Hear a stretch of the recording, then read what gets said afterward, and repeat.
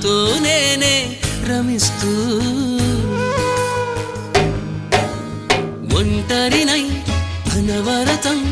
కంటున్నాను నిరంతరం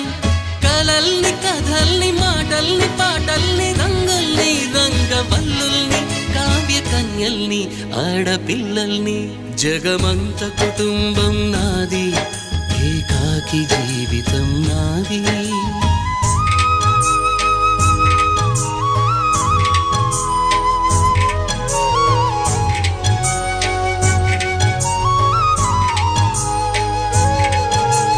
ఇంటికి కంటిని నేనై కంటను మంటను నేనై ఇంటికి కంటిని